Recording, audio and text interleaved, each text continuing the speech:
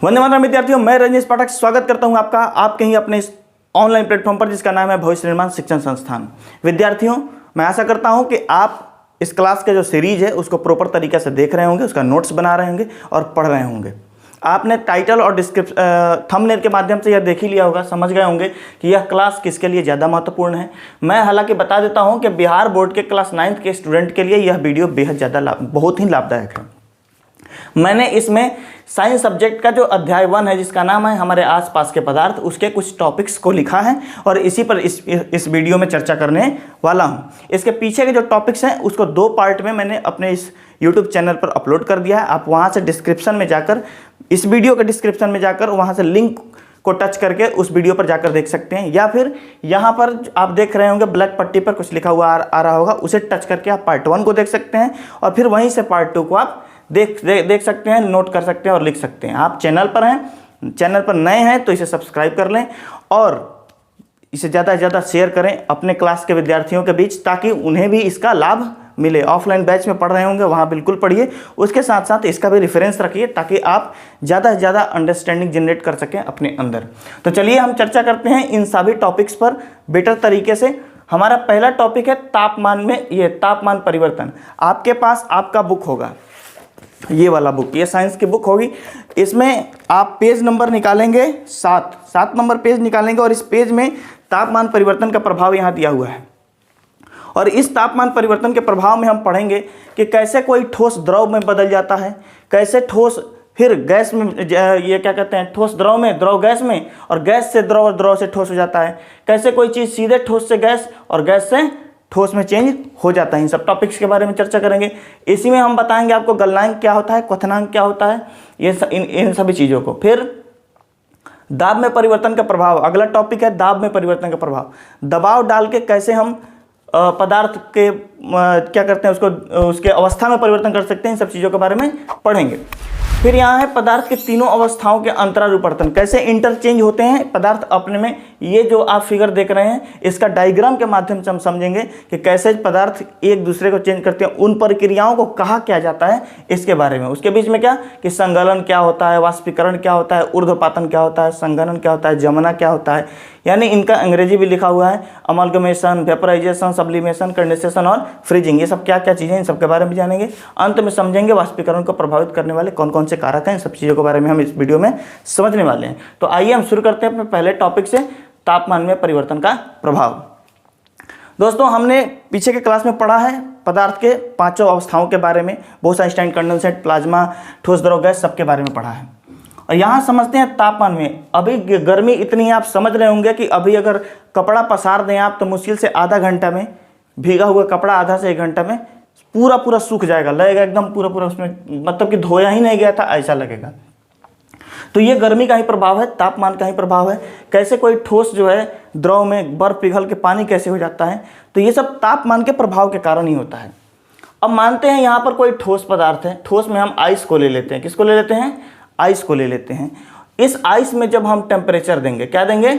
Temperature देंगे, तो ये आइस के अंदर की जो कण होते हैं इस टेम्परेचर से ऊष्मा को, जो हीट होता है उसको अवशोषित करके इसके कणों के बीच जो होता है, जो आकर्षण बल होता है वो कम हो जाएगा और उनके कणों में कंपन आ जाएगा, वाइब्रेशन आ जाएगा, जिसके वजह से एक ऐसी स्थिति आएगी जब आकर कण के अंदर लिक्विडिटी का गुण आ जाएगा, यानी तरलता का गुण आ जाएगा। और जैसे ही तरलता का गुण आ जाएगा ये तरल अवस्था में चला जाएगा, यानी ये हो जाएगा लिक्विड। क्या हो जाएगा? लिक्विड, यानी द्रव अवस्था में चला जाएगा, हीट को ऑब्जर्व करके। फिर लिक्विड है। अब जैसे ही ये लिक्विड हुआ, अब लिक्विड से क्या बनेगा? गैस बनेगा। कैसे गैस बनेगा? गैस ऐसे बनेगा कि फिर लिक्विड में जब हम टेम्परेचर देंगे, क्या देंगे? लिक्विड में टेम्परेचर देंगे, तो यहाँ से फिर यह ऊष्मा को अवशोषित करेगा और जैसे ये इसके कणों में जो वाइब्रेशन और आकर्षण कम हुआ है, इसके कणों में भी वाइब्रेशन होगा और आकर्षण एकदम नगण्य हो जाएगी। और एक ऐसी स्थिति आएगी जब इस लिक्विड का जो कण है, जो पार्टिकल है, वो स्वतंत्र अवस्था में चल जाएगा, इंडिपेंडेंट स्थिति में चली जाएगी और ये गैस अवस्था में वेपर के रूप में उड़ जाएगा। तो इस तरीके से ठोस से द्रव और द्रव से गैस में परिवर्तन हो जाता है। अब बात यह है कि आखिर कितनी गर्मी दें, उस तापमान को क्या कहते हैं? तो उतना तापमान, जिस लेवल पर जाकर कोई ठोस द्रव अवस्था में परिवर्तित हो जाए उसे गलनांक कहते हैं। क्या कहते हैं? गलनांक कहते हैं, यानी मेल्टिंग पॉइंट कहते हैं। क्या कहते हैं? Melting point. यानी ये बर्फ जब गलने लगे उस तापमान को क्या कहेंगे? Melting point. लिक्विड जब गैस बदल जाए उस तापमान को क्या कहते हैं? क्वथनांक कहते हैं। क्या कहा जाता है? क्वथनांक कहा जाता है। इसे क्या? इसका मतलब बॉइलिंग पॉइंट, इंग्लिश में बोले तो बॉइलिंग पॉइंट। अब मेल्टिंग पॉइंट कितना होता है आइस का? तो आइस का मेल्टिंग पॉइंट होता है 0 डिग्री सेल्सियस और क्वथनांक होता है 100 डिग्री सेल्सियस। इसको केल्विन में बताना हो तो 273.16 केल्विन, और इसी 273 में 100 जोड़ देंगे तो 373.16 केल्विन क्वथनांक हो जाता है। तो आई होप आप इस परिवर्तन, तापमान में परिवर्तन के प्रभाव को बेटर तरीके से समझ पाए होंगे। अगला टॉपिक है दाब परिवर्तन। कौन सा परिवर्तन है? दाब परिवर्तन का प्रभाव। आप अपने घर में एलपीजी का सिलेंडर देखे होंगे, या फिर आजकल देख रहे होंगे बॉस चलता है सीएनजी वाला, चलता है ना, कंप्रेस्ड नेचुरल गैस, सीएनजी का फुल फॉर्म, और एलपीजी का फुल फॉर्म होता है लिक्विड पेट्रोलियम गैस। मतलब पेट्रोलियम का ऐसी अवस्था, पेट्रोलियम गैस की ऐसी अवस्था जिसको लिक्विड फॉर्म में जनरेट कर दिया गया हो, वहीं एलपीजी होता है। तो एलपीजी में होता क्या है कि जो गैस होता है ना उसको बहुत ज़्यादा दबाकर प्रेशराइज कर उसे किस चीज़ में कन्वर्ट कर दिया जाता है? लगभग लिक्विड में कन्वर्ट कर दिया जाता है। किस में कन्वर्ट कर दिया जाता है? लिक्विड में। तो एलपीजी में होता ही है एलपीजी। इसमें गैस पर प्रेशर देकर, दबाव डालकर, क्या डालकर? दाब डालकर इसको लिक्विड फॉर्म में ला दिया जाता है। किस फॉर्म में लाया जाता है? लिक्विड फॉर्म में लाया जाता है, और तब जाके एलपीजी गैस होता है। तो दाब में परिवर्तन का प्रभाव कुछ ये है। अब सवाल ये है कि दाब के बारे में चर्चा है, तो दाब का एसआई मात्रक क्या होता है? अगर आप जानते हैं तो आप मेरे कमेंट बॉक्स में जाकर दाब का एसआई मात्रक जरूर लिखें। वैसे हम बता देते हैं कि वायुमंडलीय दाब का जो मात्रक होता है, यूनिट क्या होता है? उसका होता है एटीएम। क्या होता है? एटीएम। ये वायुमंडलीय दाब का होता है, वायुमंडलीय दाब का होता है। अब यहां समझते हैं, अब वायुमंडलीय दाब यानी एटमॉस्फेरिक प्रेशर का होता है एटीएम, एटमॉस्फेयर। क्या? एटमॉस्फेयर। यहां पर हमने ये देखा कि दाब क्या परिवर्तन का प्रभाव देगा एटमॉस्फेयर के बारे में। अब सामान्य दाब क्या होता है इसको समझ लेते हैं। सामान्य दाब क्या होता है कि समुद्र तल के ऊपर, कितना? समुद्र तल के ऊपर एक एटमॉस्फेयर, कितना? 1 एटमॉस्फेयर दाब को क्या कहा जाता है? सामान्य दाब कहा जाता है। क्या कहा जाता है? सामान्य दाब कहा जाता है।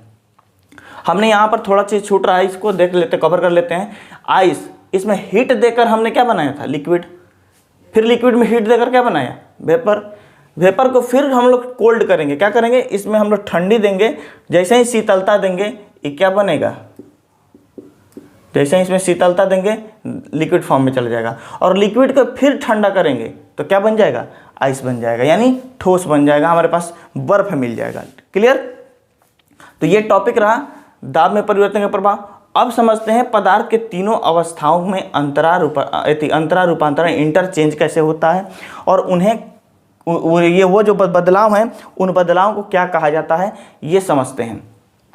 अब है संगलन यानी अमलगमेशन, वाष्पीकरण यानी वेपराइजेशन, ऊर्ध्वपातन मतलब सब्लिमेशन, संघनन मतलब कंडेंसेशन, और जमना का क्या है? फ्रीजिंग। इन पांचों के पांचों टॉपिक्स को एक डायग्राम के माध्यम से समझेंगे। मैं वो डायग्राम बना लेता हूं बोर्ड पर। तो आइए, मैं डायग्राम बना लिया हूं अपने बोर्ड पर। आप भी अपने पुस्तक के पेज नंबर 9 में जाएं, और पेज नंबर 9 में जाकर ये जो प्रश्न दिया हुआ है इसके ऊपर ये डायग्राम दिया हुआ है, इसको आप देख सकते हैं। डायग्राम दिख रहा है आपको? इसी डायग्राम को देखें, मैंने वही डायग्राम बनाया है और उसी को समझते हैं ये बहुत बेटर तरीका से। क्या है कि ठोस, यानी ठोस को जब द्रव में बदलेंगे तो उसके लिए ऊष्मा चाहिए, यानी उसमें टेम्परेचर चाहिए। तो इस ठोस से द्रव में जिस समय बदल रहा होता है उस प्रक्रिया को क्या कहा जाता है? संगलन कहा जाता है। क्या कहा जाता है? संगलन कहा जाता है। क्या कहा जाता है? संगलन यानी अमलगमेशन कहा जाता है। फिर आ रहा लिक्विड। अब इस लिक्विड से गैस बनने की प्रक्रिया को क्या कहा जाता है? लिक्विड से गैस बनने की तो वाष्पीकरण। क्या कहा जाता है? वाष्पीकरण। लिक्विड से गैस में कन्वर्ट होने की प्रक्रिया क्या कही जाती है? वाष्पीकरण कही जाती है। अब गैस से ठोस में, गैस से किस में? ठोस में बदलने की प्रक्रिया को क्या कहा जाता है? ऊर्ध्वपातन। क्या कहा जाता है?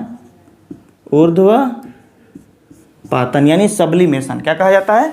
सब्लिमेशन। क्या कहा जाता है? ऊर्ध्वपातन यानी सब्लिमेशन। अब जब ये प्रक्रिया ऐसे हुई तो ये ऐसे भी तो हो सकती है, हो सकती है कि नहीं? अब हमारे पास अगर गैस है, क्या है?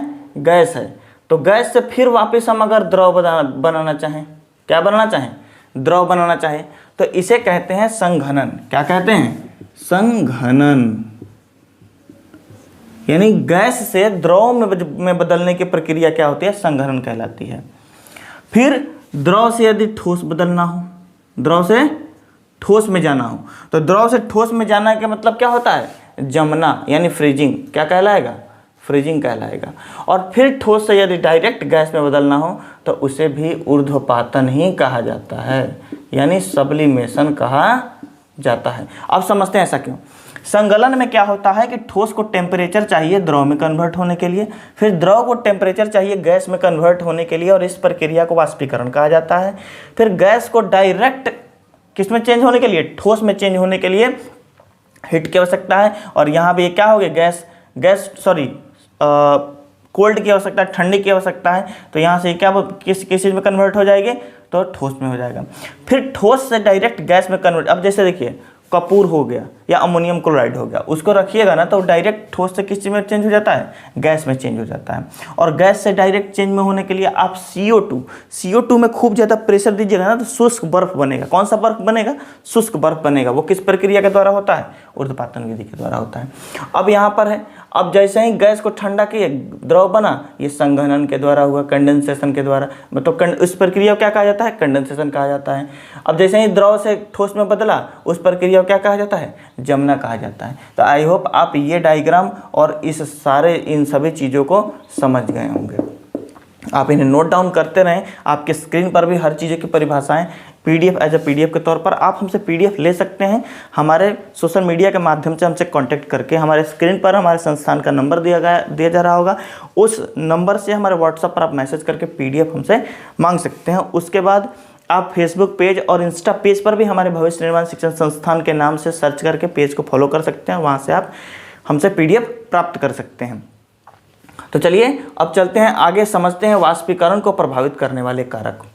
इस समय है गर्मी। क्या है? गर्मी। कपड़ा सूखने का दर कैसा है? बहुत तेज है। अभी सोचिए कि अगर एक गिलास में या फिर एक कचौड़े में हम क्या रख दें? पानी रख दें, और एक चौड़े थाली में पानी रख दें, तो इन दोनों में से किसका पानी जल्दी सूखेगा? किसके वाष्पीकरण का दर अधिक होगा? तो जाहिर सी बात है, हाँ, जिसका क्षेत्रफल ज़्यादा होगा, यानी जो ये थाली है इसके अंदर का पानी जल्दी सूखेगा गिलास के पानी के मुकाबले। क्यों? क्योंकि ये जो पानी है, अब दोनों पानी का मात्रा आयतन सेम होना चाहिए। ऐसा नहीं है कि ये 1 लीटर है, 2 लीटर रख दिया तब गिन रहे, नहीं। दोनों का दोनों अगर 1 लीटर रखते हैं तो देखेंगे कि यह जल्दी सूख गया। क्यों सूख गया? क्योंकि इसका एरिया ज़्यादा है। क्या ज़्यादा है? एरिया ज़्यादा है। तो हम आपसे कहा जाए कि इसको प्रभावित करने वाला कारक कौन सा है, तो पहला ही कारक है क्या? सतह का क्षेत्रफल। क्या? सतह का क्षेत्रफल। दूसरे कारण पे चलते हैं। दूसरा कारक क्या है? तो वाष्पीकरण को प्रभावित करने वाला, तो ये तो था एरिया।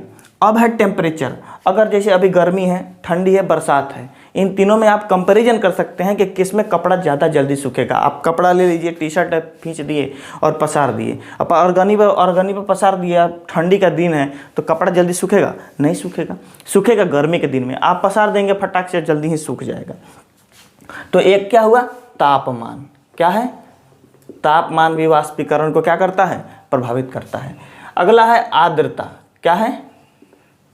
आर्द्रता। यानी मौसम जो है, मौसम में आर्द्रता कहने का मतलब है कि मौसम में नमी की स्थिति को आर्द्रता कहा जाता है। अब मौसम में नमी बनी रहेगी और कपड़ा नम ही रहता है तो फिर यह नमी सूखेगा कहाँ, तो इसीलिए समय लग जाता है। क्या लग जाता है? समय लग जाता है किस चीज़ को करने में? आर्द्रता को, मतलब आर्द्रता अगर है तो कपड़ा को सूखने में समय लग जाएगा, यानी वाष्पीकरण कम होगा और कपड़ा लेट से सूखेगा, तो वाष्पीकरण को प्रभावित क्या करेगा? आर्द्रता करेगा मौसम में। इसके बाद है इन सब के बाद सतह का क्षेत्रफल, तापमान, आर्द्रता में कमी। इन सब के अलावे हमारे पास एक और कारण है, और वो क्या है? तो वो है वायु की गति में वृद्धि। अगर वायु की गति तेज हो जाती है, क्या हो जाती है? वायु में गति तेज हो जाती है, वायु में गति बढ़ जाती है, तब भी जाकर क्या होगा? वाष्पीकरण पर प्रभाव पड़ेगा। बरसात का दिन है, कपड़ा बाहर सूख नहीं रहा है, पसार सकते नहीं है भीगने की वजह से, तो क्या करेंगे? वायु का जो हवा जो होता है, कहीं अब आपके घर में बरामदा है, वहाँ पर रसरी टंगा हुआ, कपड़ा डाल दिए, हवा बह रहा है, धीरे धीरे हवा के माध्यम से भी कपड़ा सूख जाता है। तो वायु की गति के कारण भी कपड़े सूखते हैं और वाष्पीकरण का दर प्रभावित होता है। तो इस तरीक़े से हमने इस पूरे क्लास का ये जो टॉपिक था इसे समझा। इससे अगले क्लास में हम लोग ये समझेंगे कि तापमान का जो परिवर्तन होता है, कैसे केल्विन से फ़ारेनहाइट से सेल्सियस में, कैसे इससे इसमें और कैसे चेंजिंग होता है, इन सब चीज़ों के बारे में अगले क्लास में हम लोग डिटेल से न्यूमेरिकली पढ़ाई करेंगे, न्यूमेरिकल जानेंगे, इसका पूरा का पूरा समझेंगे। और आपके पुस्तक में दिए हुए कुछ सवाल, जैसे सवाल क्या हैं, तो सवाल आपसे पूछा गया है कि गर्मियों में हमें सूती कपड़े क्यों पहनने चाहिए? वाष्पीकरण के कारण शीतलता कैसे होती है? बर्फीले जल से भरे गिलास के बाहरी सतह पर जल की बूंदें क्यों नजर आती हैं? इन सभी चीज़ों के कारण के बारे में डिटेल में अगले वीडियो में चर्चा करेंगे। तो मिलते हैं अगले वीडियो में। इसे नोट करिएगा और लिखिएगा, समझिएगा, इसका ये चीज़ें आपको इन फ्यूचर बहुत काम आने वाली हैं। तो चलिए मिलते हैं अगले वीडियो में। वंदे मातरम।